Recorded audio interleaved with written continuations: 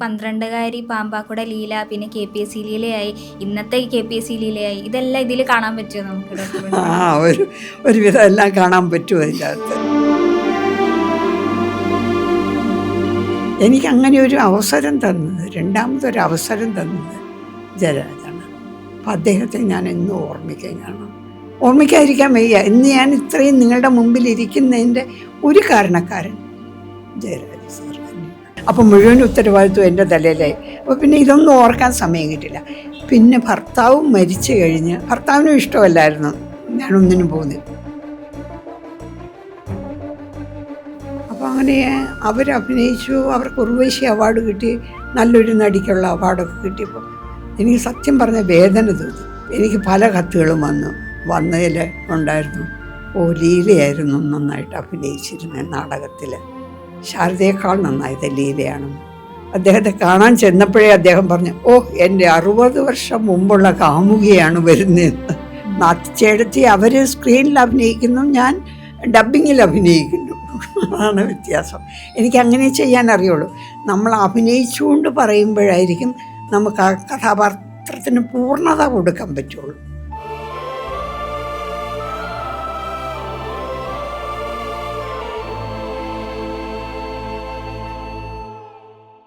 നാടകവേദികളിൽ നിന്ന് സിനിമയിലേക്ക് എത്തിയ മലയാളികളുടെ പ്രിയപ്പെട്ട KPSC ലീല, ലീലാമ്മയാണ് ഇന്ന് നമ്മുടെ അതിഥി. ലീലാമ്മ, നമസ്കാരം.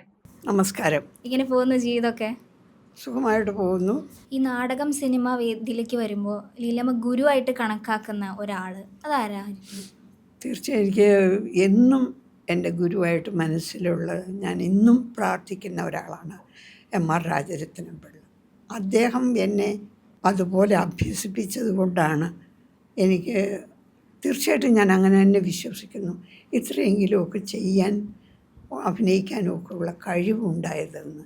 അദ്ദേഹം ചെറുതിലേ മുതൽ തന്നെ, ഞാൻ ആദ്യം തന്നെ അന്നം എന്ന് പറഞ്ഞ ഒരാളിൻ്റെ അടുത്താണ് എന്നെ, അച്ഛൻ്റെ ഒരു സുഹൃത്തിൻ്റെ സുഹൃത്തായിരുന്നു അവർ, ഉദയശങ്കറിൻ്റെ ഒരു ശിഷ്യയായിരുന്നു അവർ.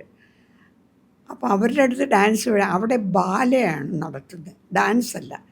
ബാലയിൽ സ്വല്പം ഡാൻസൊക്കെ ഉള്ളൂ. അവിടെ ചെന്നപ്പോൾ വലിയ വലിയ പെണ്ണുങ്ങളും ആണുങ്ങളൊക്കെ, വലിയ തടിച്ച ആണുങ്ങളും തടിച്ച പെണ്ണുങ്ങളും. ഞാൻ വളരെ ചെറുതൊരെണ്ണു, എനിക്ക് ചെയ്യാനുമില്ല, എനിക്ക് ജോഡിയില്ല, ചെയ്യാനും ഒന്നുമില്ല. അങ്ങനെ കഴിയുമ്പോഴാണ് പിന്നെ മാസ്റ്റർ അവിടെ വരുമായിരുന്നു, അവരെ ഡാൻസ് പഠിപ്പിക്കാൻ, എൻ്റെ ഗുരുനാഥയെ ഡാൻസ് പഠിപ്പിക്കാൻ. അപ്പം ഞാൻ ചെറുതായതുകൊണ്ട് മാസ്റ്റർക്ക് ഭക്ഷണമൊക്കെ കൊണ്ടു കൊടുക്കാൻ എന്നെയാണ് ഏർപ്പാട് ചെയ്തിരിക്കുന്നത്. മാസ്റ്ററുടെ മുറിയിലേക്ക്, ഞങ്ങൾ ഒരു വീട്ടിലാണ് എല്ലാവരും താമസിക്കുന്നത്. അപ്പോൾ മാസ്റ്ററുടെ മുറിയിലേക്ക് ഭക്ഷണമൊക്കെ ഞാനാണ് കൊണ്ടു കൊടുക്കുന്നത്. അങ്ങനെ കൊണ്ടു കൊടുക്കുമ്പോൾ, നീ ശരിയമ്മ, ഉന്നോട് ശരിപ്പാക്ക ரொம்ப நல்லா இருக்கு, ഇങ്ങനെ പറയും മാസ്റ്റർ കേട്ടോ. അപ്പോൾ എനിക്കതിൻ്റെ ഗൗരവമൊന്നും അറിയില്ല, നൃത്തത്തിൻ്റെ ഒന്നും അറിയാൻ പാടില്ലല്ലോ. അപ്പോൾ പറയും, എങ്ങനെയാണ് ദേഷ്യപ്പെടുന്നത്, എങ്ങനെയാണ് രൗദ്രം, ഇങ്ങനെയൊക്കെ പറയും, ശാന്തം എങ്ങനെയാണ്, ഇങ്ങനെ നവരസങ്ങളുടെ ചില ഭാവങ്ങൾ എന്നെ കാണിക്കാൻ പറയും. അപ്പോൾ ഞാനതൊക്കെ കാണിക്കുമ്പോൾ, നീ നല്ല ചെയ്യറേ, ഇങ്ങനെ പറയുമായിരുന്നു മാസ്റ്റർ. അതുകൊണ്ടാണ് മാസ്റ്റർ ഇങ്ങനെ പറഞ്ഞ എൻ്റെ അച്ഛനോട് അവളെ വീട്ടിൽ കൊണ്ടുപോകരുത്, അവളെ ഡാൻസ് പഠിപ്പിക്കണമെന്ന്. അപ്പോൾ അതുകൊണ്ട് ഇന്നും ഗുരുവിൻ്റെ സ്ഥാനത്ത് ഞാൻ ആദ്യം കാണുന്ന അദ്ദേഹത്തെ തന്നെയാണ്. എന്നും അദ്ദേഹത്തെ സ്മരിച്ചിട്ടേ ഞാൻ കയറാറുള്ളൂ. പിന്നെ മാതാപിതാക്കളെ നമ്മൾ സ്മരിക്കാതിരിക്കുന്നില്ല. പിന്നെ ഇപ്പോൾ രണ്ടാമത് വന്നതെന്ന് പറഞ്ഞാൽ ലളിതഭിത്തി എന്ന് പറഞ്ഞൊരു പരിപാടി ഉണ്ടായിരുന്നു തൃശ്ശൂർ. അതിന് ഭദ്രദീപം കൊളുത്താൻ നാടകത്തിൽ തന്നെ വിളിച്ചത്, ബാക്കിയെല്ലാം സിനിമാക്കാരായിരുന്നു. അങ്ങനെ ഭദ്രദീപം കൊളുത്തിയപ്പോൾ കഴിഞ്ഞ എന്തെങ്കിലും പറയാനായിട്ട് മയക്ക് വന്നപ്പോൾ ഞാൻ പറഞ്ഞു, ഞങ്ങൾ അന്ന് മുതലേ സുഹൃത്ത് ബന്ധമായി, ഇന്നും സൂക്ഷിക്കുന്നു എന്ന് പറഞ്ഞു. എന്നെ ലളിതം ഉടനെ എന്നെ പറഞ്ഞു, ഇവിടെ നിൽക്കേണ്ടിയിരുന്ന ഞാനല്ല, ലീലയായിരുന്നു എന്ന് പറഞ്ഞു. കാരണം അന്ന് ഞാൻ തുലാഭാരവും കൂട്ടുകുടുംബമൊക്കെ എടുത്ത് വളരെ പ്രശസ്തിയിൽ നിൽക്കുന്ന ഒരു കാലമായിരുന്നു. അപ്പോൾ ഡയറക്ടർ ജയരാജ് സാറുണ്ടായിരുന്നു, അദ്ദേഹം കേട്ടു, അങ്ങ് പോയി. ഞങ്ങളെല്ലാവരും കണ്ടു അവിടെ വെച്ച്, മമ്മൂട്ടിയൊക്കെ ഉണ്ടായിരുന്നു. പോയി, അത് കഴിഞ്ഞിട്ട് പോയിട്ടാണ് അദ്ദേഹം അടുത്ത സിനിമയ്ക്ക് എന്നെ വിളിക്കുന്നത്. സത്യത്തിൽ ആ കോളും അദ്ദേഹത്തിന് പറഞ്ഞു, ഇങ്ങനെയൊരു വയസ്സായ അമ്മയും അച്ഛനും വെള്ളത്തിലിങ്ങനെ, രൗദ്രം 2018 എന്നുള്ള സിനിമ. സത്യത്തിൽ ഞാൻ അറിയാതെ എൻ്റെ കണ്ണിൽ കൂടെ വെള്ളം വന്നു പോയി. കാരണം എനിക്കങ്ങനെ ഒരു അവസരം തന്നത്, രണ്ടാമതൊരവസരം തന്നത് ജയരാജാണ്. അപ്പം അദ്ദേഹത്തെ ഞാൻ എന്നും ഓർമ്മിക്കുകയാണ്. ഓർമ്മിക്കാതിരിക്കാൻ വയ്യ. ഇന്ന് ഞാൻ ഇത്രയും നിങ്ങളുടെ മുമ്പിൽ ഇരിക്കുന്നതിൻ്റെ ഒരു കാരണക്കാരൻ ജയരാജ് സാർ തന്നെയാണ്. ഇപ്പോൾ ഇതിനിടയിൽ ഒരു നീണ്ട ഇടവേള വന്നു. അതിനുശേഷമാണ് പിന്നീട് മലയാള സിനിമയിലേക്ക് ലീലാമ്മ വരുന്നത്. അതെ. ഈ ഇടവേളയ്ക്ക് ഇടയിൽ എപ്പോഴെങ്കിലും ആഗ്രഹിച്ചിട്ടുണ്ടോ ഇതുപോലെ ഒരു വിളി വന്നിരുന്നെങ്കിൽ തിരിച്ച് സിനിമയിലേക്ക് എനിക്ക് പോവണം എന്നുള്ളൊരു തോന്നലുകളൊക്കെ ഈ ബ്രേക്കിൻ്റെ ഇടയിൽ വന്നിട്ടുണ്ട്? സിനിമകൾ കാണാറുണ്ട്. ടി വിയിലും പുറത്ത് പോയൊക്കെ ഞങ്ങളൊക്കെ സിനിമ കാണാറുണ്ട്. ചില റോളുകൾ കാണുമ്പോൾ ഞാൻ ഓർക്കും, ഞാൻ ഒരു കാലത്ത് നല്ലവണ്ണം പേരെടുത്ത ഒരാളാണല്ലോ, ഒരു ചെറിയ റോളെങ്കിലും അഭിനയിക്കാൻ പറ്റിയിരുന്നെങ്കിൽ. പക്ഷെ ഞാൻ ആരോടും പറഞ്ഞിട്ടില്ല. പറഞ്ഞാൽ നടക്കില്ല എന്ന് എനിക്കറിയാം. കാരണം വീട്ടുകാർക്ക് ആർക്കും താല്പര്യമുള്ള കാര്യമല്ല. അതിനിപ്പോൾ അവരെയും കുറ്റപ്പെടുത്താൻ പറ്റില്ല. അന്നത്തെ സാഹചര്യം അതായിരുന്നു. കാരണം സിനിമയ്ക്കും നാടകത്തിനും ഒക്കെ പോകുന്നവരെല്ലാം ചീത്ത വഴികൾ കൂടി ജീവിക്കുന്നവരാണെന്നൊരു ധാരണ സമൂഹത്തിനുണ്ടായിരുന്നു.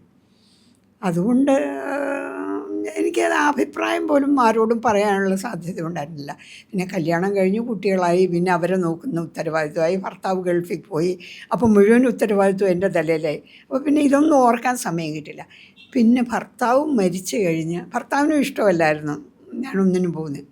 റേഡിയോ സ്റ്റേഷനിൽ നിന്ന് അവിടെ നിന്ന് ഇങ്ങോട്ട് പറഞ്ഞയച്ചു ലീല വരാൻ. എൻ്റെ ഒരു സുഹൃത്ത് അവിടെ റേഡിയോ സ്റ്റേഷനിൽ പോകുമ്പോൾ പറയുമായിരുന്നു. അപ്പോൾ റേഡിയോ നാടകങ്ങളിലൊക്കെ ഞാൻ അഭിനയിച്ചുകൊണ്ടിരുന്ന അവരൊക്കെ വിളിച്ചിട്ടും എന്നെ അയക്കാൻ ആർക്കും താല്പര്യമില്ലായിരുന്നു. അതൊക്കെ വലിയൊരു ദുഃഖമാണ്. ഇന്ന് ഓർക്കുമ്പോൾ, ഇന്ന് സെറ്റിലൊക്കെ ചെല്ലുമ്പോൾ എല്ലാവരും പറയും, ഇത്രയും കാലം നിങ്ങൾ എവിടെ ആയിരുന്നു, നിങ്ങളുടെ എത്ര കൊല്ലമാണ് നിങ്ങൾ നഷ്ടപ്പെടുത്തിയത് എന്നൊക്കെ എങ്ങനെ ചോദിക്കും. അതൊക്കെ കേൾക്കുമ്പോൾ എനിക്കൊരു വിഷമം. അയ്യോ, പിന്നെ ഞാൻ ഓർക്കും, ഓരോരുത്തർക്കും ഓരോരോ സമയമുണ്ട്. അപ്പോൾ ഇപ്പോൾ അങ്ങനെയായിരിക്കും വന്നതെന്ന് ഓർത്ത് സമാധാനിക്കും ഞാൻ. ഏതെങ്കിലും ഒരു കഥാപാത്രം, ഇപ്പോൾ ഈ പറഞ്ഞ ഇടവേളക്കിടയിൽ ഇങ്ങനെ സിനിമ കാണുമ്പോൾ ആഗ്രഹിച്ചിട്ടുണ്ട് ഇന്ന കഥാപാത്രം കിട്ടിയിരുന്നെങ്കിൽ, അങ്ങനെ ഏതെങ്കിലും ഒരു കഥാപാത്രം ഓർക്കുന്നുണ്ടോ, ഇത് ഞാൻ ചെയ്താൽ നന്നായിരുന്നേനെ? അങ്ങനെയൊന്നും വിചാരിച്ചില്ല. എങ്കിലും എനിക്ക് ചെയ്യാമായിരുന്നു എന്ന് ഓർത്തിട്ടുണ്ട്. ശാരദയും പിന്നെ നെടുമുടി വേണുവും കൂടെ ഒരു വയസ്സായ അധ്യാപകർ, മിനുങ്ങ് വിട്ടോ, അങ്ങനെ ഏതോ ഒരു സിനിമ, എനിക്കത് ശരിക്കും ഓർമ്മയില്ല. അപ്പോൾ ലളിത ആ ഇടയ്ക്ക് വന്ന് ഭരതനാട്യം ചെയ്താന്ന് തോന്നുന്നു. അപ്പോൾ ഞാൻ ഓർത്തു, എനിക്കും ചെയ്യാമായിരുന്നു എന്നെനിക്ക് തോന്നിയിട്ടുണ്ട്. ഇതൊക്കെ ചെയ്യാമായിരുന്നു എന്ന് തോന്നിയിട്ടുണ്ട്. അങ്ങനെ തോന്നി എന്നുള്ളതുകൊണ്ട് ആരോടും പറയാനൊന്നും നമുക്ക് പറ്റുകയില്ല. ഇതൊന്നും ആരോടപ്പോൾ പറഞ്ഞിട്ടുണ്ടായിരുന്നില്ല? ഇല്ല, ആരോട് പറയാനാ? ഞാനും എൻ്റെ വീടും പിള്ളേരും ഒക്കെ ആയിട്ട് അങ്ങനെ കഴിയുമല്ലായിരുന്നു. പക്ഷെ തുലാഭാരം നാടകം ഇറങ്ങിക്കഴിഞ്ഞാണ് അത് സിനിമയാകുന്നത്. സിനിമയായി കഴിഞ്ഞപ്പോൾ ശാരദ പലവട്ടം വന്ന് നാടകമൊക്കെ കണ്ട്. കാരണം ഈ നാടകം അത്രയധികം കളിച്ച നാടകമാണ്. എല്ലായിടത്തും, ഓൾ ഇന്ത്യ, ഒരിടത്തും മാത്രമല്ല, ഇന്ത്യ മുഴുവൻ അങ്ങനെ ഞങ്ങൾ പോകുമായിരുന്നു. അപ്പോൾ അങ്ങനെ അവരഭിനയിച്ചു, അവർക്ക് ഉർവശി അവാർഡ് കിട്ടി, നല്ലൊരു നടിക്കുള്ള അവാർഡൊക്കെ കിട്ടിയപ്പോൾ എനിക്ക് സത്യം പറഞ്ഞ വേദന തോന്നി. പക്ഷേ പിറ്റേ ആഴ്ചയിലുള്ള മാധ്യമങ്ങൾ കണ്ടപ്പോൾ എനിക്ക് സത്യം പറഞ്ഞപ്പോൾ വല്ലാത്തൊരു അഭിമാനം തോന്നി. എന്ന് പറഞ്ഞാൽ, എനിക്ക് പല കത്തുകളും വന്നതിൽ ഉണ്ടായിരുന്നു, ലീലയായിരുന്നു നന്നായിട്ട് അഭിനയിച്ചിരുന്ന നാടകത്തിൽ, ശാരദയേക്കാൾ നന്നായത് ലീലയാണെന്ന്. അത് പലരും അവരുടെ ജീവചരിത്രത്തിൽ, ഞങ്ങളുടെ KPSCയിലുള്ളവരുടെ തന്നെ ജീവചരിത്രങ്ങൾ എഴുതിയിട്ടുണ്ട്, ലീലയാണ് നന്നായിട്ട് ഉർവശിയേക്കാൾ നാടകത്തിൽ അഭിനയിച്ചതെന്ന്. അതൊക്കെ വലിയൊരു അഭിമാന നിമിഷങ്ങളല്ലേ. ഇപ്പോൾ ജയരാജ് സാറിൻ്റെ രൗദ്രത്തിൽ കഥാപാത്രം ചെയ്യുമ്പോൾ ഈ ബ്രേക്ക് കഴിഞ്ഞിട്ട് ഒരുപാട് ഇടവേള കഴിഞ്ഞിട്ട് വരുന്ന ഒരു സമയമാണ്. അപ്പോൾ അഭിനയിക്കാൻ ബുദ്ധിമുട്ടുകളോ അല്ലെങ്കിൽ ഇത് ചെയ്യാൻ പറ്റുമോ അങ്ങനെ എന്തെങ്കിലും തോന്നലോ? ഇല്ല, സ്ക്രിപ്റ്റ് എനിക്ക് തലേദിവസമൊക്കെയാണ് കിട്ടിയത്. പക്ഷേ എനിക്കൊരു വിശ്വാസക്കുറവ്. അയ്യോ, അതിൽ നമ്മൾ ഷൂട്ട് കഴിഞ്ഞിട്ട് രാത്രിയിലിരുന്ന് പിറ്റേ ദിവസത്തേക്ക് വരുന്നതിന് മുമ്പ് നമ്മൾ അന്ന് ചെയ്തതിനെ കുറിച്ച് ഓർക്കുമ്പോൾ, അയ്യോ, അതിൽ ഇങ്ങനെയും കൂടെ ചെയ്യാമായിരുന്നു എന്നിങ്ങനെ. അപ്പം ഞാൻ അദ്ദേഹത്തോട് ഇങ്ങനെ പറയും, അയ്യോ, അതിങ്ങനെ ചെയ്യാമായിരുന്നു. ഇല്ല ചേച്ചി, നന്നായിട്ടുണ്ട് എന്ന് പറയുമ്പോൾ നമുക്കൊരു വലിയ സമാധാനം. പക്ഷെ എന്നാലും എൻ്റെ മനസ്സിൽ അതിൽ ഇങ്ങനെയും കൂടെ ചെയ്യാമായിരുന്നു, ഡയലോഗിൽ ഇങ്ങനെ, മൂമെൻറ്റ്സ് ഇങ്ങനെ ആക്കാമായിരുന്നു എന്നൊക്കെ തോന്നിയിട്ടുണ്ട്. ഇങ്ങനൊരു അവസരം വന്നു എന്ന് ജയരാജ് സാറ് വിളിച്ച് പറഞ്ഞല്ലോ ഇങ്ങനെ സിനിമ ചെയ്യുന്നുണ്ട് ലീലാമ്മ വരണം എന്നുള്ളൊരു ഇത് വിളിച്ച് പറഞ്ഞ സമയത്ത് ഇത് ആദ്യമായിട്ട് ലീലാമ്മ ഷെയർ ചെയ്ത ആരുടെടുത്താണ്? എനിക്കിങ്ങനൊരു കഥാപാത്രം കിട്ടിയിട്ടുണ്ട് അല്ലെങ്കിൽ ഇങ്ങനൊരു അവസരം കിട്ടിയിട്ടുണ്ടെന്ന് ഞാൻ ആദ്യം വീട്ടിൽ തന്നെയാണ് പറഞ്ഞത്. വേറെ ആരോടും വേറെ ആരോടും പറയാനില്ല. എൻ്റെ വീട്ടിൽ അപ്പോഴും അത്ര വലിയ താല്പര്യമില്ല. അപ്പോഴേക്കും എൻ്റെ ഭർത്താവൊക്കെ മരിച്ചു പോയായിരുന്നു. അതുകൊണ്ടൊക്കെ തന്നെ ഞാൻ പോന്നു. അദ്ദേഹം ഇടയ്ക്കൊന്ന് തീരെ സുഖമില്ലാതെയൊക്കെ ആയിരുന്നു, ഓർമ്മയൊക്കെ നഷ്ടപ്പെട്ട അങ്ങനെയൊക്കെ. പിള്ളേർക്കൊക്കെ അറിയാമായിരുന്നു പോകുന്നെങ്കിൽ പോട്ടെ എന്നുള്ളതേ ഉണ്ടായിരുന്നുള്ളൂ. അവർക്ക് അത്ര വലിയ താല്പര്യമൊന്നുമില്ല. പിന്നെ പേരൊക്കെ ആയിക്കഴിഞ്ഞപ്പോഴേക്കും എല്ലാവർക്കും സന്തോഷമായി എന്നുള്ളത്. ഇതിൻ്റെ ഒരു മാറ്റം, അതായത് നാടകവേദിയിൽ നിന്ന് സിനിമയിലേക്ക് വന്നു, പിന്നെ ഒരുപാട് വർഷങ്ങൾ ഇങ്ങനെ ഇരുന്നിട്ട് വീണ്ടും സിനിമയിലേക്ക് ആ ഒരു മാറ്റം അത് തിരിച്ച് വന്നപ്പോൾ അനുഭവപ്പെട്ടിട്ടുണ്ടായിരുന്നു ഭയങ്കരമായിട്ട്? അങ്ങനെ പ്രത്യേകിച്ചൊന്നും തോന്നിയില്ല. കാരണം നമ്മുടെ ഉള്ളിൽ അഭിനയം കുറച്ച് നമുക്ക് ഉണ്ടല്ലോ, നമുക്ക് ഇങ്ങനെയൊക്കെ അഭിനയിക്കാൻ പറ്റും, ഇന്നത് ചെയ്യാം. അതുകൊണ്ട് എനിക്കത് പ്രത്യേകമായിട്ടൊന്നും തോന്നിയിരുന്നില്ല. പ്രത്യേകിച്ച് പ്രിപ്പയർ ചെയ്യേണ്ടി വന്നൊന്നുമില്ല ഇത്രയും ഒന്നുമില്ല. കാലത്തിന് ശേഷം 2 തിരിച്ച് ദിവസം വരുന്നത്? മുമ്പല്ലേ സ്ക്രിപ്റ്റ് കിട്ടിയത്. അപ്പോൾ വീട്ടിലെ കാര്യങ്ങളെല്ലാം ചുമതലയെല്ലാം ഞാൻ തന്നെയാണ് ചെയ്യുന്നത്. അതിൻ്റെ ഇടയ്ക്കൊന്ന് നോക്കും. ജയരാജ് സാർ പറയാറുണ്ട്, തലേ ദിവസമൊക്കെ ഇരുന്ന് കാണാപ്പാഠം പഠിക്കുകയും അഭിനയിച്ച് നോക്കുകയൊക്കെ ചെയ്ത്. അദ്ദേഹത്തിൻ്റെ വീട്ടിലാണ് ഞാൻ താമസിച്ചിരുന്നത്. കാരണം സബിതയും അദ്ദേഹത്തിൻ്റെ ഭാര്യയും അഭിനയിക്കുന്നുണ്ട്, മകള് അസോസിയേറ്റ് ആയിരുന്നു. അങ്ങനെ ഞങ്ങൾ 4 പേരും കൂടിയാണ് കാറിൽ പോകുന്നത്. അപ്പോഴൊക്കെ എൻ്റെ ഉള്ളിൽ ആ സീൻ ഇങ്ങനെ ചെയ്യണം, അങ്ങനെ ചെയ്യണം എന്നൊക്കെ ഉണ്ടാകും. പോയി വരുമ്പോഴാണ് ഈ ടെൻഷൻ കൂടുതൽ. അത് ചെയ്തത് ശരിയായില്ല, കുറച്ചുകൂടെ ചെയ്യാമായിരുന്നു. അങ്ങനെ അതിന്നും അങ്ങനെ തന്നെയാണ്. ഏത് റോൾ ചെയ്താലും നമുക്ക് വീട്ടിൽ വന്നു കഴിയുമ്പോൾ ആ ഭാഗം ഇങ്ങനെ കൂടെയൊക്കെ ചെയ്യാമായിരുന്നു എന്നിങ്ങനെ തോന്നും. അതെന്തോ എൻ്റെ ഒരു കുഴപ്പമെന്തോ ആയിരിക്കും, ഒരു തൃപ്തിയില്ലായ്മ തോന്നും. ഇപ്പോൾ തിരിച്ചു വന്നപ്പോൾ ചെയ്തതിൽ എനിക്ക് തോന്നുന്നു നോട്ടബിൾ ആയിട്ടുള്ള ഒരു ക്യാരക്ടറാണ് പൂക്കാലത്തിലെ കഥാപാത്രം. അപ്പോൾ അത് ചെയ്യുന്ന സമയത്ത് കുറേ ചെറുപ്പക്കാരൊക്കെ ആയിട്ട് നിന്നിട്ടാണ് സിനിമ ചെയ്യുന്നത്. അപ്പോൾ അതിൻ്റെ ഒരു അനുഭവം എങ്ങനെയായിരുന്നു? അതിന് വയസ്സായ ആൾ എന്നുള്ള എൻ്റെ മനസ്സിലൊരു ആ കഥാപാത്രം ഇങ്ങനെ ആയിരിക്കണം എന്ന് ആദ്യം അവർ പലരെയും നോക്കിയതാണ്. ഉർവശിയെ നോക്കി, സുഹാസിനിയെ നോക്കി ഈ വേഷം ചെയ്യാൻ. കാരണം ചെറുപ്പവും കൂടെ കാണിക്കണമല്ലോ. പിന്നെ പലരെയും നോക്കിയിട്ട് അവസാനമാണ് എന്നിലേക്ക് വന്നത്. അപ്പോൾ ഇങ്ങനെ അവർക്ക് ആളെ കിട്ടാതെ ഇങ്ങനെ ഇരിക്കുമ്പോൾ അവരിങ്ങനെ നോക്കുമ്പോൾ യൂട്യൂബിൽ എന്തെങ്കിലും നോക്കിയപ്പോൾ എൻ്റെ ഫോട്ടോസ് ഗണേഷ് കണ്ടു, ഡയറക്ടർ. കണ്ട് ഇത് തന്നെ എൻ്റെ ആളെന്നും പറഞ്ഞിട്ട് അങ്ങനെയാണ് എന്നെ വിളിക്കാൻ വന്നത്. പുള്ളിക്ക് വലിയ വിശ്വാസമായിരുന്നു ഞാനത് ചെയ്യും നന്നായിരുന്നു.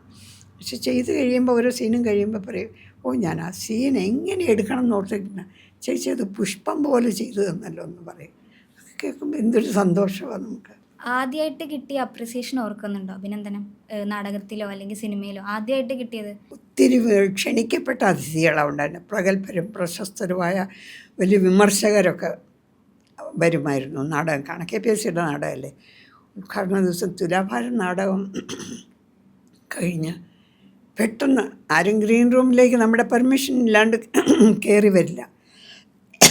സോറി. പെട്ടെന്ന് ഗ്രീൻ റൂമിലേക്ക് വിജയകുമാരി ചേച്ചിയാണ് കയറി വന്ന്, മുകേഷിൻ്റെ അമ്മ. നീ നവരസങ്ങളെല്ലാം അങ്ങ് എടുത്ത് കാണിച്ചല്ലോ എന്ന് പറഞ്ഞു. അതാണ് ആദ്യം കേട്ടത്. അത് കഴിഞ്ഞിട്ട് 2 ദിവസത്തിനകം സഖാവ് MN ഗോവിന്ദൻ നായരുടെ ഒരു കത്ത് വന്നു. നാടകം കണ്ടില്ല, ഇവിടെ ഇരിക്കാൻ, നാടകം കാണാൻ പറ്റിയില്ല, എനിക്ക് വരാൻ പറ്റിയില്ല, ഇവിടെ ഇരിക്കാൻ വയ്യ, നിന്നെക്കുറിച്ചുള്ള പ്രശംസകൾ കേട്ട് കേട്ട് കേട്ട് കേട്ട് എനിക്ക് മടുത്തു, ഞാൻ എത്രയും വേഗം വന്ന് നാടകം കാണും. അത് രണ്ടും എനിക്ക് വലിയ അഭിനന്ദനം. പിന്നെ നോർത്ത് ഇന്ത്യൻ ടൂറെല്ലാം കഴിഞ്ഞ് പോരുമ്പോൾ ആളുകളൊക്കെ ഇങ്ങനെ, അന്ന് ഞങ്ങൾക്ക് പുറത്തുനിന്ന് ആരെങ്കിലും തരുന്ന സമ്മാനങ്ങളൊന്നും മേടിക്കാൻ അനുവാദമില്ല, ആര് കൊണ്ടുവന്നാലും വാങ്ങിക്കരുതെന്നാണ് KPSCയിൽ പെണ്ണുങ്ങളാർ. അപ്പോൾ ആരും വാങ്ങിക്കില്ല. ചിലരൊക്കെ വന്നിട്ട് അത് തരട്ടെ ഇത് തരട്ടെ ഞങ്ങൾ കൊണ്ടുവരട്ടെ എന്നൊക്കെ ഇങ്ങനെ ചോദിക്കും. പക്ഷെ ഞങ്ങൾക്കൊന്നും വാങ്ങിക്കാൻ അനുവാദമില്ല, അവരോട് സംസാരിക്കാൻ പോലും ഞങ്ങൾക്ക് അനുവാദമില്ല. അങ്ങനെയൊക്കെ ഉണ്ടായിട്ടുണ്ട്. അപ്പോഴൊക്കെ അവരൊക്കെ ഇങ്ങനെ അഭിനന്ദനങ്ങൾ ഇങ്ങനെ പറയുമ്പോൾ വലിയ സന്തോഷവും അഭിമാനമൊക്കെ തോന്നുന്നു. എൻ്റെ നൃത്തത്തെക്കുറിച്ചും എൻ്റെ ഭാവങ്ങളെക്കുറിച്ചും ഒക്കെ പറയുമ്പോൾ അങ്ങനെയൊക്കെ ഉണ്ടായിട്ടുണ്ട്.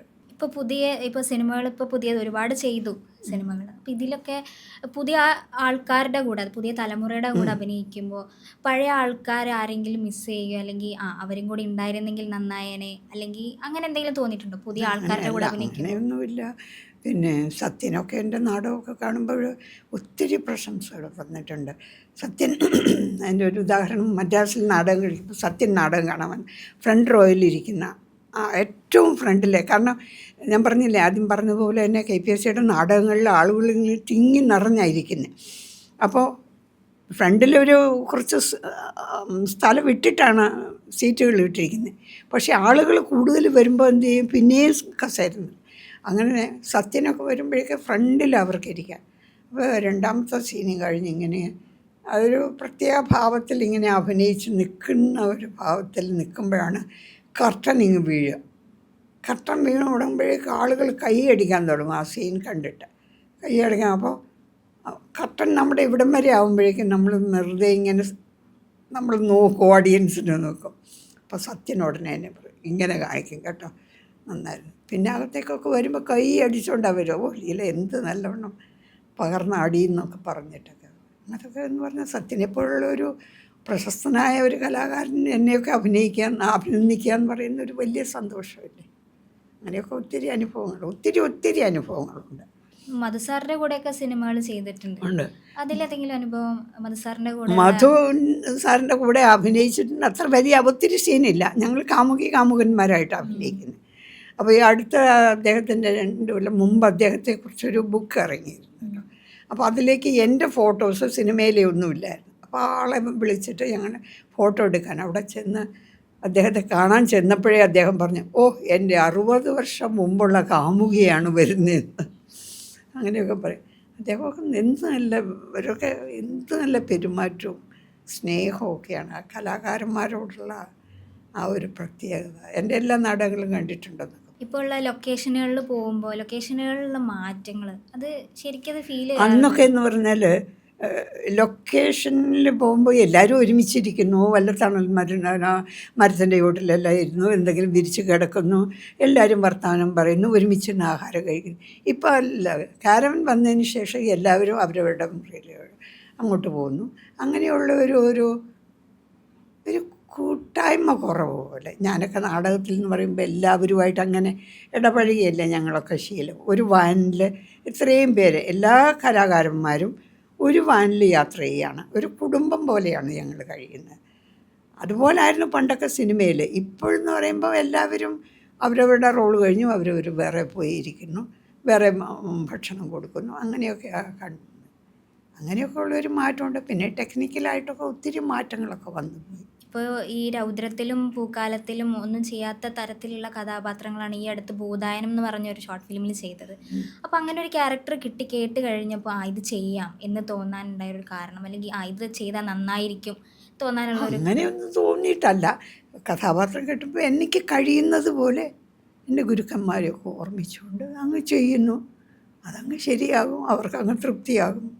ഇപ്പോൾ ഒരെണ്ണം ഗ്രാനി എന്ന് പറഞ്ഞിട്ട് ഒരെണ്ണം ചെയ്തു. എൻ്റെ ബാക്കി ചെയ്യാനിരിക്കുകയാണ്.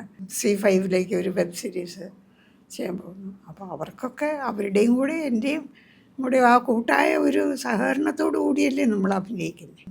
ഇപ്പോൾ ചെറുപ്പത്തിൽ കലാമണ്ഡലത്തിലൊക്കെ പോയിട്ടുണ്ടെന്ന് ഞാൻ പറഞ്ഞു. അപ്പോൾ അവിടെ നിന്ന് ഏതെങ്കിലും സുഹൃത്തുക്കളെ പിന്നീട് കോണ്ടാക്ട് ചെയ്യുകയോ അല്ലെങ്കിൽ ഇപ്പോൾ ഒരു നല്ലൊരു ദിവസം വരുമ്പോൾ അല്ലെങ്കിൽ നല്ലൊരു എക്സ്പീരിയൻസ് കിട്ടുമ്പോൾ ആദ്യം വിളിച്ച് സംസാരിക്കുന്ന കൂട്ടുകാരികളോ അങ്ങനെ ആരെങ്കിലും ഉണ്ടോ ഇപ്പോൾ കലാമണ്ഡലത്തിൽ? പിന്നെ ഇവിടെ കലൂര് ഞങ്ങൾ ഒരുമിച്ച് പഠിച്ച് മാസ്റ്ററുടെ കീഴിലും ഒരുമിച്ച് ഒരു വീട്ടിൽ താമസിച്ച് പഠിച്ച ഒരാളുണ്ട്, മോഹന തുളസീദാസ്. അവരിപ്പോഴും നൃത്തം പഠിപ്പിക്കുന്നുണ്ട്. അങ്ങനെ അവർ എൻ്റെ സിനിമകൾ കാണുമ്പോൾ ഓ നീ ഇപ്പോഴെങ്കിലും വന്നല്ലോ അങ്ങനെയൊക്കെ പറഞ്ഞ് അവർ ഒത്തിരി അഭിനന്ദിക്കാറുണ്ട്. എക്കോ കണ്ടുകൊണ്ടിരുന്നപ്പോൾ അവർ വിളിച്ച് ചോദിച്ചു, അയ്യോ നിൻ്റെ ശബ്ദമല്ലേ ലീലേ കേൾക്കുന്നത്, അങ്ങനെയൊക്കെ ചോദിച്ചു. വേറെ കൂട്ടുകാരും എല്ലാവരുമൊക്കെ മറ്റ് KPSCയിലുണ്ടായിരുന്നവർ മിക്കവരും മരിച്ചുപോയി. പിന്നെ BSc ചെയ്യണമുള്ളത്. മുകേഷിൻ്റെ അമ്മയ്ക്ക് സുഖമില്ലാതിരിക്കുക. എന്നാലും അവരുടെ അവാർഡിൻ്റെ സമയത്ത് മുകേഷിൻ്റെ കുടുംബത്തിൻ്റെ ആദ്യത്തെ അവാർഡ് എനിക്കായിരുന്നു നാടകങ്ങളിൽ അന്നത്തെ കാലത്ത്. അപ്പം മുകേഷ് പറഞ്ഞു, ഞാൻ ദേവദൂത് പറഞ്ഞൊരു സിനിമയിലല്ലേ മാധവി ഇങ്ങനെ പിന്നെ ക്യാൻസർ പേഷ്യൻ്റ് ഒറ്റയായിട്ടിട്ട് വരുന്നത് ഒരു സിനിമയായിട്ട് അതിൻ്റെ പേരെനിക്ക് നല്ല ഓർമ്മ. അതിൻ്റെ അകത്ത് ആ സിനിമ കാണുമ്പോൾ ഇങ്ങനെ വല്ലാത്ത നമുക്ക് ഹൃദയവേദന തോന്നും എന്ന് പറഞ്ഞ പോലെ ലീല ചേച്ചിയുടെ തുലാഭാരം കണ്ടാൽ ഹൃദയം വിങ്ങിയല്ലാണ്ട് നമുക്കത് കാണാൻ പറ്റില്ല എന്ന് മുകേഷ് പരസ്യമായി പറഞ്ഞുകൊണ്ടാണ് എനിക്ക് അവാർഡ് തന്നത്. അതൊക്കെ ഇന്നും അവരൊക്കെ ഓർമ്മിക്കുന്നുണ്ടല്ലോ എന്നൊക്കെ ഓർക്കുമ്പോൾ വലിയ സന്തോഷം. അങ്ങനെ പണ്ട് നാടകം കണ്ടവർക്കൊക്കെ എന്നെക്കുറിച്ച് അറിയാം. അങ്ങനെ അധികം പേരില്ല. ഇന്നത്തെ പിള്ളേരൊന്നും അങ്ങനെ നാടകങ്ങൾ കാണാറില്ല. സിനിമ സീരിയലൊക്കെ അല്ലേ. അന്നെന്ന് പറയുമ്പോൾ നാടകം തന്നെയായിരുന്നു പ്രാധാന്യം. ഞാൻ എക്കോയിലേക്ക് വരികയായിരുന്നു. ഞാനടക്കം ലീലാമ്മ അറിയുന്നവർ സിനിമ കണ്ടുകൊണ്ടിരിക്കുമ്പോൾ പെട്ടെന്ന് ഈ ശബ്ദം കേൾക്കുമ്പോൾ ഇത് ലീലാമ്മയുടെ ശബ്ദമല്ലേ നമുക്കും തോന്നിപ്പോവും. നമുക്കും മ്ലാത്തിച്ചേടത്തിയുടെ ഒരു മുഖം മാറി ലീലാമ്മയുടെ മുഖം വരെ മനസ്സിൽ വന്നു. അപ്പോൾ ഡബ്ബിങ്ങിലേക്ക് അഭിനയിക്കാനല്ല ഡബ്ബ് ചെയ്യാനാന്നും പറഞ്ഞൊരു വിളി വരുമ്പോൾ അത് ആ ഒരു അനുഭവം എങ്ങനെയായിരുന്നു? അല്ലെങ്കിൽ പെട്ടെന്ന് ഇങ്ങനെ ഒരു കോള് വരികയാണ് ഇതിലേക്ക് ഡബ്ബ് ചെയ്യാനാണ്. അപ്പോൾ അതൊരു പ്രത്യേകിച്ച് ഒരു എക്സ്പീരിയൻസ് ആണല്ലോ. അഭിനയിക്കുകയല്ല ഡബ്ബ് ചെയ്യാണ്, ശബ്ദം മാത്രമാണ്. അപ്പോൾ അതെങ്ങനെയായിരുന്നു ആ ഒരു മാറ്റം? അല്ലെങ്കിൽ ഞാൻ നാടകത്തിൽ നിന്ന് വന്നതല്ലേ. പലതരം കഥാപാത്രങ്ങളെ പല രൂപത്തിലും ഭാവത്തിലും ഒക്കെ എടുത്ത് ശബ്ദവിന്യാസങ്ങളൊക്കെ കൊടുത്തല്ലേ വളർന്നു വന്നത്. അതിൻ്റെ ഒരു ഗുണമായിരിക്കും ചെയ്തത്. ആ പടം റിലീസായി ഇൻ്റർവെൽ മുതൽ എനിക്ക് വിളികൾ വരുന്ന എൻ്റെ ഫോണിന് രാത്രി 10 വരെയൊക്കെ ചിലപ്പോൾ വിളിക്കും. അയ്യോ പിന്നീട് വിളിച്ചാൽ ഞങ്ങളുടെ ഇത് തീർന്നു പോകും, ഒന്ന് വിളിക്കട്ടെ എന്ന് പറഞ്ഞ് അങ്ങനെ വിളിക്കുക. അതാ ഞാൻ ആ നാടകത്തിൽ കൂടി വളർന്നത് കൊണ്ട് അവിടെ എങ്ങനെ ആ മോഡുലേഷനൊക്കെ എടുത്തിരുന്ന് അതിൻ്റെ ഒരു ഗുണമാണ് എനിക്ക് എക്കോയിൽ ചെയ്യാൻ കഴിഞ്ഞത്. ഇപ്പോൾ ചെയ്ത കഥാപാത്രങ്ങളിലെല്ലാം ഈ പറഞ്ഞ പോലെ നാടകം ഒരുപാട് സഹായിച്ചിട്ടുണ്ട്. തീർച്ചയായിട്ടും. എന്നെ ഇന്ന് യഥാർത്ഥത്തിൽ എന്നെ അറിയപ്പെടുന്ന ഈ KPSC ലീല എന്ന് പറയാൻ കാരണം ഞാൻ KPSCയിൽ അതുപോലെയുള്ള കഥാപാത്രങ്ങളെടുത്ത് അങ്ങനെ വളർന്ന് ആ KPSCയുടെ തോപ്പിൽ ഭാസിയുടെ ഡയറക്ഷനിൽ വളർന്നത് കൊണ്ടാണ് എനിക്കിന്ന് ഇതൊക്കെ ചെയ്യാൻ കഴിയുന്നത്. ഒരിക്കലും തോപ്പിൽ ഭാസിയെ മറക്കാനോ KPSCയെ മറക്കാനോ പറ്റില്ല എനിക്ക്. കാരണം അവരുടെ ആ ശിക്ഷണം ഇതെല്ലാം കൊണ്ടും തന്നെയാണ് അദ്ദേഹത്തിൻ്റെ സംവിധാനത്തിലാണല്ലോ നല്ല നല്ല കഥാപാത്രങ്ങൾ ഞാൻ ചെയ്തത്. അപ്പോൾ അതിൻ്റെ ഗുണമല്ലേ ആ ഡബ്ബിങ്ങിലും കാണാൻ കഴിഞ്ഞത്. ഇപ്പോൾ ചെയ്ത കഥാപാത്രങ്ങൾ, അതായത് ഈ ഇടവേള കഴിഞ്ഞ് വന്ന് ചെയ്ത കുറച്ച് സിനിമകളിലെ കഥാപാത്രത്തിൽ ഏറ്റവും ലീലാമ്മയായിട്ട് അടുത്ത് നിൽക്കുന്ന ഒരു കഥാപാത്രം ഏതാണ്? അത് പൂക്കാലം തന്നെയല്ലേ. അത് തന്നെയാണ്. അത് പ്രത്യേകിച്ച് കാരണങ്ങളൊന്നുമില്ല? പ്രത്യേകിച്ചൊന്നുമില്ല. കഥാപാത്രം അങ്ങനെ ഒരു കഥാപാത്രം കിട്ടിയപ്പോൾ എനിക്ക് അഭിനയിക്കാൻ കഴിയും എന്നെനിക്ക് തോന്നി. പിന്നെ ഞാൻ പറഞ്ഞില്ലേ ഈ നാടകത്തിലെ എക്സ്പീരിയൻസാണ് അതൊക്കെ ചെയ്യാൻ എന്നെ പ്രാപ്തയാക്കിയത്. ഈ എക്കോയിനെ കുറിച്ച് തന്നെ പറയുമ്പോൾ ഇത് ഡയറക്ടറും ഇവരും വന്നത് നരേറ്റ് ചെയ്ത സമയത്ത് അപ്പോൾ ഉണ്ടായിരുന്ന ഒരു ഇങ്ങനൊരു കഥാപാത്രമാണ്, അതിനെക്കുറിച്ചൊന്ന് പറയുമല്ലോ അമ്മ? എന്ന് പറഞ്ഞാൽ ഞാൻ സിനിമ ഞാൻ കണ്ടില്ല. അതിൻ്റെ ഇങ്ങനെ ഡബ്ബിങ് നടക്കുന്ന ടൈമിലാണ് അവർ പലരെ അന്വേഷിച്ചു. അവസാനം ആരൊക്കെ പറഞ്ഞിട്ടാണ് എന്നിലേക്ക് വന്നത്. ഞാനാണെങ്കിൽ ഞാനിതിനു മുമ്പ് ആകെ ഞാൻ ഡബ്ബ് ചെയ്തതെന്ന് പറഞ്ഞാൽ രഞ്ജിപ്പണിക്കരുടെ തന്നെ ഒരു കഥയിൽ ഒരു ഷോർട്ട് ഫിലിം ഒരാൾ ചെയ്തു. അതിൻ്റെ അകത്ത് ഒരു അമ്മ ഒരു കഥ ഒരു എഴുത്ത് വായിക്കുന്നുണ്ട്, മകൾക്ക് അയച്ച ഒരു കത്ത്. അതിങ്ങനെ എന്നെ കണ്ട് അവർ പലരെ കണ്ട് ഡബ്ബ് ചെയ്യിച്ചു. എന്നിട്ട് അവർക്ക് തൃപ്തിയായില്ല. അവസാനമാണ് എന്നിലേക്ക് വന്നു ചേരുന്നത്. ആ കത്ത് വായിച്ചു. കത്ത് കഴിഞ്ഞപ്പോൾ രഞ്ജിപ്പണിക്കർ വിളിച്ചു പറഞ്ഞു, ഓഹ് എത്ര നന്നായിട്ടൊരമ്മ മകൾക്ക് എഴുതുന്ന കത്ത് അതുപോലെ തന്നെ മനസ്സിൽ നിൽക്കുന്നു എന്ന് പറഞ്ഞ് എന്നെ വിളിച്ച് പറഞ്ഞു. അപ്പോൾ എനിക്ക് തോന്നിച്ചേടാ, കാരണം ഞാൻ പറഞ്ഞില്ലേ ഈ നാടകമാണ് അതിൻ്റെയൊക്കെ പിന്നിലുള്ള കാരണം.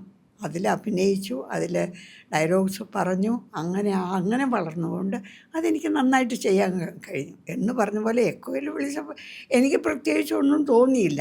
എഴുതിയ ആളും ഒക്കെ അവരൊക്കെ ഇരുന്നിട്ട് അത് ഇങ്ങനെയാണ് ഇങ്ങനെയാണെന്നൊക്കെ പറയുമ്പോൾ ഞാൻ അങ്ങനെ അവർ പറയുന്ന രീതിക്ക് അങ്ങോട്ട് ചെയ്തു എന്നുള്ളതേ ഉള്ളൂ. അവർക്ക് ആവശ്യം എങ്ങനെയാണ് ആ മോഡുലേഷൻ എങ്ങനെ വരണം എന്നുള്ള രീതിക്ക് അനുസരിച്ച് അങ്ങ് ചെയ്തു. അവരും അതിന് വളരെയധികം മെനക്കെട്ടു. പിന്നെ ഒന്നാമതാണെങ്കിൽ അത് മ്ലാത്തിച്ചേടത്തെയാണെങ്കിൽ ലിപ്പ് നല്ലവണ്ണം തുറന്നല്ലല്ലോ സംസാരിക്കുന്നത്.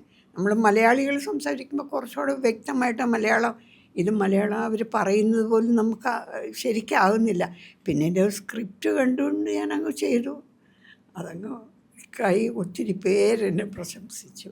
അതൊരു വലിയ സന്തോഷം. ഇതിപ്പോൾ ശബ്ദം മാത്രമല്ലല്ലോ, ആ കഥാപാത്രത്തിനെയും കൂടി നമ്മൾ ഉള്ളിലേക്ക് എടുക്കേണ്ടി വരുമല്ലോ. അതെ. അപ്പോൾ എത്രത്തോളം മ്ലാത്തിച്ചേടത്തി ലീലാമ്മയായിട്ട് എത്രത്തോളം അടുത്ത് വന്നു? കാരണം നമ്മൾ അഭിനയിക്കുകയല്ലേ യഥാർത്ഥത്തിൽ. മാറ്റിച്ചേടത്തി അവർ സ്ക്രീനിൽ അഭിനയിക്കുന്നു, ഞാൻ ഡബ്ബിങ്ങിൽ അഭിനയിക്കുന്നു. അതാണ് വ്യത്യാസം. എനിക്കങ്ങനെ ചെയ്യാൻ അറിയുള്ളൂ. നമ്മൾ അഭിനയിച്ചുകൊണ്ട് പറയുമ്പോഴായിരിക്കും നമുക്ക് ആ കഥാപാത്രത്തിന് പൂർണ്ണത കൊടുക്കാൻ പറ്റുള്ളൂ, ആ ശബ്ദം കൊടുക്കാൻ പറ്റുള്ളൂ. അപ്പോൾ അഭിനയിച്ച് അങ്ങനെ പറഞ്ഞു. ചിലരൊക്കെ ചോദിച്ചു എത്ര ദിവസം കണ്ടാണ് അത് ഡബ് ചെയ്തതെന്ന്. ഒരു ദിവസം കണ്ടാണ് ഡബ് ചെയ്തത്. ഒരു ദിവസം കൊണ്ടാണ് എല്ലാവരും വളരെ ഞാൻ കള്ളാ പറയുന്നത്. ഞാൻ പറഞ്ഞു രാവിലെ ഇവിടുന്ന് കൊല്ലത്തുനിന്ന് എറണാകുളത്ത് വന്ന് ഒരു 11 മണിയാവും തുടങ്ങിയത്. അതിൻ്റെ ഇടയ്ക്ക് വേറെ സ്റ്റുഡിയോ വേറെ ആരാണ്ടൊക്കെ ബുക്ക് ചെയ്തിരുന്നതുകൊണ്ട് ഇടയ്ക്ക് പാട്ടൊക്കെ ഉണ്ടായിരുന്നു. അതൊക്കെ കഴിഞ്ഞ് അന്ന് രാത്രിയിൽ ഞാൻ തിരിച്ചു പോയി. ഡബിങ് ഒരു ബുദ്ധിമുട്ടായിട്ടൊന്നും തോന്നിയില്ല അല്ലെങ്കിൽ? ഇല്ല, എന്ത് ബുദ്ധിമുട്ട് അങ്ങനെയൊന്നും തോന്നിയില്ല എനിക്ക്. അപ്പോൾ അഭിനയമാണോ ഡബിങ് ആണോ എളുപ്പം എന്ന് ചോദിച്ചാൽ ഏതായിരിക്കും പെട്ടെന്ന്? അങ്ങനെയുണ്ടോ? അഭിനയവും ഡബിങ്ങും കൂടെ ഒരുമിച്ചല്ലേ നമുക്ക് വരുന്നത്. ഈ മ്ലാത്തിച്ചേടത്തി അഭിനയിച്ചെങ്കിലും ഞാനും അഭിനയിച്ചുകൊണ്ട് പറഞ്ഞെങ്കിലല്ലേ അത് ശരിയാവുള്ളൂ. അല്ലാണ്ട് അത് കണ്ടുകൊണ്ട് നമുക്ക് വെറുതെ അങ്ങനെയല്ലല്ലോ. നമ്മളും അത് ഉൾക്കൊണ്ടുകൊണ്ടല്ലേ നമ്മൾ. ഞാനങ്ങനെയാണ് ചെയ്യുന്നത്, എല്ലാവരും അങ്ങനെയാണെന്ന് എനിക്കറിയില്ല കേട്ടോ. ഉൾക്കൊണ്ടുകൊണ്ട് നമ്മളങ്ങ് അഭിനയിച്ചു, അത്രയേ ഉള്ളൂ. ഈ ശബ്ദം വളരെ യുണീക്കാണ്. ഇതിപ്പോൾ ഞാൻ പറഞ്ഞല്ലോ, നമ്മൾ അറിയുന്നവരാണെങ്കിലും അറിയാത്തവരാണെങ്കിലും ആദ്യം ശബ്ദം ശ്രദ്ധിച്ചത്. ഇപ്പോൾ ആ സിനിമ എക്കോയെക്കുറിച്ച് പറയുമ്പോഴും ആ ശബ്ദം തന്നെയാണ് അതിൽ ഏറ്റവും കൂടുതൽ ആളുകൾ അപ്രീഷിയേറ്റ് ചെയ്യുന്നതും. ആദ്യം വന്ന വിളി ആരുടെയായിരുന്നു ഓർക്കുന്നുണ്ടോ? ഈ രോഹിത് എന്ന് പറഞ്ഞിട്ടൊരു പ്രൊഡക്ഷൻ കൺട്രോളറുണ്ട്. ഉച്ചയ്ക്ക് അവൻ വിളിക്കുന്നു. അവനങ്ങനെ എന്നെ വിളിക്കാറില്ല. വിളിക്കുന്നു, ഓ കലക്കി കേട്ടോ എന്ന് അവനാണ് ആദ്യം പറഞ്ഞു. ഓ മാറ്റിച്ചേർത്തി ഉള്ളിൽ കയറിയിരിക്കുകയാണ് കേട്ടോ എന്നും പറഞ്ഞിട്ട് അവന് ഒരു പടം ഞാൻ മൊത്തം കണ്ടില്ല കേട്ടോ, ഈ ശബ്ദം കേട്ടപ്പോഴേ. എന്നാൽ ഇനി പൂക്കാലത്തിൻ്റെ പ്രൊഡ്യൂസർ പടം കണ്ടിട്ട് അന്ന് മുതൽ എനിക്ക് പരിചയമുള്ള ശബ്ദം അതാരാന്ന് മനസ്സിലായില്ല. അവസാനം രാത്രിയിൽ എന്നെ വിളിച്ചിട്ട് പറയുമോ, എനിക്കിപ്പോഴാണ് കിടക്കാൻ നേരത്താണ് മനസ്സിലായത്, അയ്യോ അത് ലീല ചേച്ചിയാണല്ലോ. അപ്പോൾ എന്നെ വിളിച്ചു. അങ്ങനെ പിന്നെ ഒത്തിരി പേര് വിളിച്ചു. ഇപ്പോൾ പുതിയ ഇപ്പോൾ ഈ തലമുറയിലുള്ള ആളുകളുടെ കൂടെ അഭിനയിച്ചപ്പോൾ ഏറ്റവും കൂടുതൽ അഭിനയിക്കാൻ കംഫർട്ടബിൾ അല്ലെങ്കിൽ നന്നായിരുന്നു, ആ ഒരു അനുഭവം നന്നായിരുന്നു തോന്നിയ ആളുകൾ ആരെങ്കിലും ഉണ്ടോ? ഇപ്പോൾ വിജയരാഘവൻ്റെ കൂടെയൊക്കെ അഭിനയിക്കുമ്പോഴല്ലേ നമുക്ക് കൂടുതൽ ആ കഥാപാത്രത്തോട് അത്രത്തോളം അടുക്കാൻ പറ്റുന്നത്. നമ്മുടെ കൂടെ നിൽക്കുന്നവർ അഭിനയിക്കുമ്പോൾ അത് നമുക്ക് ഏറ്റവും നല്ല ഒരു കാര്യമാണ്. അവരുടെ അഭിനയം കാണുമ്പോൾ നമുക്കതിന് ഇപ്പോൾ അവരുടെ വോയിസിൽ എങ്ങനെയാണ് നമ്മളോട് ഇങ്ങോട്ട് ചോദ്യം ചോദിക്കുന്നു, നമ്മൾ മറുപടി പറയുമ്പോൾ ആ അഭിനയത്തിനനുസരിച്ചല്ലേ നമ്മൾ മറുപടി പറയുന്നത്. അങ്ങനെ വിജയരാഘവനോട് കൂടിയിട്ട് തന്നെയാണ് ഏറ്റവും കൂടുതൽ ഒരു തോന്നിയിട്ടില്ല. ഇപ്പോൾ ഇനി വരാനിരിക്കുന്ന സിനിമകളൊക്കെ, പുതിയ പ്രൊജക്റ്റുകളൊക്കെ ഏതൊക്കെയാണ്? ഇനിയിപ്പോൾ ഒന്ന് പറഞ്ഞ വെബ് സീരീസാണ് ഒന്ന് വരാൻ പോകുന്നത്. പിന്നെ ഗ്രാനി എന്ന് പറഞ്ഞ ഒരെണ്ണം പകുതി ചെയ്തതാണ്, അതിൻ്റെ ബാക്കി ചെയ്യുന്നു. ഇനി ഒരു ഡോക്യുമെൻ്ററി അണിയറയിൽ ഒരുങ്ങുന്നുണ്ട്. അത് എനിക്ക് പ്രിയപ്പെട്ട കുറച്ച് കുട്ടികളാണ്. അവർ വളരെ ശ്രമകരമായിട്ട് ദിവസങ്ങളോളം മെനക്കെട്ട് അത് വളരെ മനോഹരമായിട്ട് ചെയ്തിട്ടുണ്ടവർ. ഏറെക്കുറെ പൂർത്തിയായിട്ടുണ്ടത്. അവരുടെ ആ ശ്രമം എനിക്ക് വളരെയധികം സന്തോഷവും അഭിമാനവും തോന്നി. കാരണം ആ പിള്ളേർ എത്ര മെനക്കെട്ടിട്ടാണ് ഇത് ചെയ്തതെന്ന് എന്നെ കൊണ്ടുപോവുകയും ആ ഒരു ഡോക്യുമെൻ്ററിക്ക് വേണ്ടിയിട്ട് അവർ വളരെയധികം പ്രയത്നിച്ചിട്ടുണ്ട്. എല്ലാവരും കാണണമെന്ന് തന്നെയാണ് എൻ്റെ അഭിപ്രായം. 12കാരി, പാമ്പാക്കുട ലീല, പിന്നെ KPSC ലീലയായി, ഇന്നത്തെ KPSC ലീലയായി, ഇതെല്ലാം ഇതിൽ കാണാൻ പറ്റുമോ നമുക്ക്? ഒരുവിധം എല്ലാം കാണാൻ പറ്റുമോ അതിൻ്റെ അകത്ത്. ഇനി ചെയ്യണമെന്ന് ആഗ്രഹിക്കുന്ന ഏതെങ്കിലും തരം കഥാപാത്രങ്ങളുണ്ടോ ലീലാമ്മയ്ക്ക്? അങ്ങനെ പ്രത്യേകിച്ച് ഇന്നത് ചെയ്യണമെന്നൊന്നുമില്ല. നമുക്ക് കിട്ടുന്നത് നമ്മുടെ കഴിവ് പോലെ ചെയ്ത് അവതരിപ്പിക്കുക എന്നുള്ളത് മാത്രമേ ഉള്ളൂ. എനിക്ക് ഇന്നതുപോലത്തെ ഒരു കഥാപാത്രം ചെയ്യണമെന്നൊന്നും ഞാൻ ഭാവിയിലേക്കൊന്നും കണ്ടിട്ടില്ല. അവർ തരുന്ന അല്ലെങ്കിൽ കഥയ്ക്കനുസരിച്ച് എന്തെങ്കിലും ഒരു നല്ല കഥാപാത്രം കിട്ടിയാൽ സന്തോഷം, അത് ചെയ്യണമെന്ന് ആഗ്രഹമുണ്ട്, അത്രയേ ഉള്ളൂ. എൻ്റെ അടുത്ത് ജിത്തു ജോസഫ് സാർ ചോദിച്ച പോലെ, ചേച്ചി ചെയ്തിട്ടുള്ളത് പോലെയല്ല, ഞാനൊരു പടം പ്ലാൻ ചെയ്യുന്നുണ്ട്, അതിൻ്റെ അകത്ത് ഇച്ചിരി വ്യത്യസ്ത റോളാണ് എന്ന് പറഞ്ഞു. ചേച്ചിക്ക് ചെയ്യാൻ വിഷമമുണ്ടോ എന്ന് ചോദിച്ചു. ഞാൻ പറഞ്ഞു, ഒരു അഭിനേത്രി അല്ലെങ്കിൽ ഒരു അഭിനേതാവിൻ്റെ കടമ എന്ന് പറയുന്ന ഏത് റോള് കിട്ടിയാലും നമ്മളാൽ കഴിയുന്ന പോലെ അഭിനയിച്ച് പ്രതിഫലിപ്പിക്കുക എന്നുള്ളതാണ് ഒരു കാര്യം. അപ്പം ഞാൻ എൻ്റെ കഴിവ് പോലെ ഞാൻ ശ്രമിക്കും. എനിക്കത് ഇന്ന റോള് വേണം, ഇങ്ങനത്തെ റോള് വേണം എന്നൊന്നും നിർബന്ധമില്ല. കിട്ടുന്നത് നല്ലതായിരിക്കണമെന്ന് വിചാരിക്കുന്നു, അത്രയേ ഉള്ളൂ. ലീലാമ്മ സിനിമയുടെ അകത്തും പുറത്തും നിന്ന് സിനിമയുടെ മാറ്റങ്ങൾ കണ്ടു വന്ന ഒരാളാണ് ഇത്രയും വർഷത്തെ ഒരു ജേണിയിൽ. അപ്പോൾ വന്ന ഈ മാറ്റങ്ങൾ കൊണ്ട് മലയാള സിനിമ ലോകത്തിൻ്റെ ഏതോ അറ്റത്തെത്തി ഒരുപാട് പ്രശംസകൾ കിട്ടുന്നുണ്ട്. അപ്പോൾ അത് കാണുമ്പോൾ പഴയ കാലത്തുള്ള ഓർമ്മകളൊക്കെ ഇങ്ങോട്ട് വരാറുണ്ടോ? അതായത് ആ അന്നത്തെ കാലത്ത് അങ്ങനെയായിരുന്നു, ഇന്ന് ഒരുപാട് വളർന്നു. ഇപ്പോൾ ആളുകളുടെ അടുത്ത് പറയാൻ ആഗ്രഹിക്കുന്നുണ്ടോ എത്രത്തോളം വളർന്നു എന്നുള്ളത്, മലയാള സിനിമ എത്രത്തോളം വളർന്നു എന്നുള്ളത്? ഞാൻ മുടിയനായ പുത്രൻ അതിന് പിന്നെ വെള്ളി മെഡലൊക്കെ കിട്ടിയതാണ്. അന്നൊക്കെ എന്ന് പറയുമ്പോൾ അതൊരു വലിയ ആഘോഷമായിരുന്നു. ഞങ്ങളെ എല്ലാവരെയും വിളിച്ച് എല്ലാവർക്കും പാരിതോഷികങ്ങളൊക്കെ തന്ന് അത്രയും അങ്ങനെ ആ ഒരു കാലം മുതൽ തന്നെ മലയാള സിനിമ വളരെ ശ്രദ്ധിക്കപ്പെട്ട ഒരു ഇൻഡസ്ട്രി തന്നെയാണ്. കാരണം മറ്റ് പല സിനിമ മേഖലകളിൽ അല്ലാത്ത ഭാഷകളിൽ നിന്നും മലയാളത്തിനൊരു തനതായ പ്രത്യേകതകൾ പലതുമുണ്ട് മലയാള സിനിമയ്ക്ക്. ഇന്ന് മലയാള സിനിമ വളരെ ഉയരത്തിലാണ് നിൽക്കുന്നത്. നല്ല നല്ല അഭിനേതാക്കൾ, നല്ല നല്ല ഡയറക്ടേഴ്സ്, നല്ല നല്ല ക്യാമറാസ്, എല്ലാം മുതിർന്ന അത്രയും കഴിവുള്ളവരാണ്. ഇപ്പോൾ വളർന്നു വരുന്ന ഒത്തിരി പിള്ളേരുണ്ട്, ചെറിയ പിള്ളേർ കഥകളുമായിട്ടും പിന്നെ വരുമ്പോൾ എനിക്ക് തോന്നുന്നു, ഇത്ര ചെറുപ്പത്തിലെ ഇവരൊക്കെ ഇത്രയും കഴിവുള്ളവരാണെന്ന്. മലയാളത്തിൽ ഒത്തിരി നല്ല കഥകളും സിനിമകളും ഉണ്ടാകുന്നുണ്ട്. മലയാളത്തിന് എന്നും അഭിമാനിക്കാം.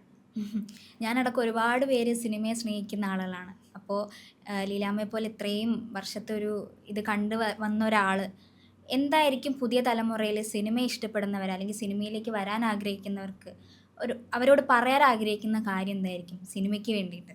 അങ്ങനെയൊന്നുമില്ല, ധാരാളം പേര് ഇപ്പോൾ അവസരങ്ങൾ ചോദിച്ചു വരുന്നുണ്ട്. കാരണം ഒരു പ്രത്യേക പ്രശസ്തി കിട്ടുന്ന ഒരു ഇടമാണ് സിനിമ എന്ന് പറയുന്നത്. സാധാരണ ഇപ്പോൾ ഒരു ജോലിക്ക് പോകുന്നവർ, പക്ഷേ ഇതിൽ നല്ല കഴിവുള്ളവരും ഇതിനൊക്കെ അപ്പുറം ഭാഗ്യമെന്നൊരു അവസ്ഥയിൽ വന്നെങ്കിലേ മുമ്പോട്ട് പോകും. ഭാഗ്യമാണ് നമ്മുടെ എല്ലാ ജീവിതത്തിൻ്റെ എല്ലാ ഭാഗത്തും ഭാഗ്യമുണ്ടെങ്കിൽ എല്ലാം. ഇത്രയും വർഷമായി ഇപ്പോൾ ഒരു അവസരം കിട്ടുകയാണ്. ഇതൊരു ഇമാജിനറി ക്വസ്റ്റ്യനാണ്.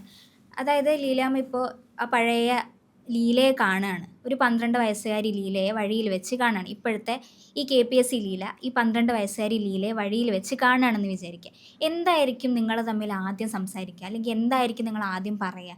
എല്ലാവരും സിനിമയെക്കുറിച്ചല്ലേ പറയുന്നത്, സിനിമ എന്നുള്ളതല്ലേ എല്ലാവരുടെയും മനസ്സിലിപ്പോൾ. സിനിമയോ പണ്ടൊക്കെ കണ്ടിരുന്നതിനേക്കാൾ കൂടുതൽ ആളുകൾ സിനിമ, പിന്നെ ഇപ്പോൾ തിയേറ്ററിലല്ല, പിന്നെ ഈ OTT പ്ലാറ്റ്ഫോം വന്നതുകൊണ്ട് മിക്കവരും സിനിമ കാണുന്നുണ്ടെന്നുള്ളതാണ്. ഇപ്പോൾ മലയാളികൾക്ക് നല്ലവണ്ണം ആസ്വദിക്കാനറിയാം, വിമർശിക്കാനറിയാം, അങ്ങനെയൊക്കെ ഉള്ള കഴിവുകളുണ്ട്. അതാണ് മലയാളി. ഈ കുട്ടിയോടൊപ്പം എന്തായിരിക്കും പറയാ? കുട്ടിയോട് എന്താ പറയുക, വളർന്നു വരുന്ന നല്ലൊരു കലാകാരി ആകട്ടെ എന്ന് പറയാൻ ആശംസിക്കും. എന്തായാലും ലീലാമ്മ ഒരുപാട് സന്തോഷം. ഇത്രയും വർഷത്തെ ഇപ്പോൾ ഒരുപാട് കഥകൾ കേട്ടു. അങ്ങ് KPSC മുതൽ ഇപ്പോൾ ഉള്ള സിനിമയിലെ കഥകൾ ഒരുപാട് കേട്ടു. ഒരുപാട് സന്തോഷം. ഞാൻ നേരത്തെ പറഞ്ഞ പോലെ ഞാനടക്കം സിനിമയെ സ്നേഹിക്കുന്ന ഒരുപാട് പേര്, ഇത് കേൾക്കാൻ ആഗ്രഹിക്കുന്ന ഒരുപാട് പേരുണ്ട്. അവരൊക്കെ ഒരുപാട് ഇഷ്ടത്തോടെ ഇത് കേൾക്കും. എന്തായാലും ഒരുപാട് സന്തോഷം ലീലാമ്മ, ഞങ്ങൾക്ക് ഇങ്ങനെ ഒരു അവസരം തന്നതിന്. Thank you so much. എന്നെ വിളിച്ച് ഇവിടെ കൊണ്ടുവന്ന് ഇത്രയൊക്കെ എന്നെ കൊണ്ട് പറയിപ്പിച്ചതിന് നിങ്ങൾക്കും നന്ദി പറഞ്ഞുകൊണ്ട് നന്ദി, നമസ്കാരം. Thank you.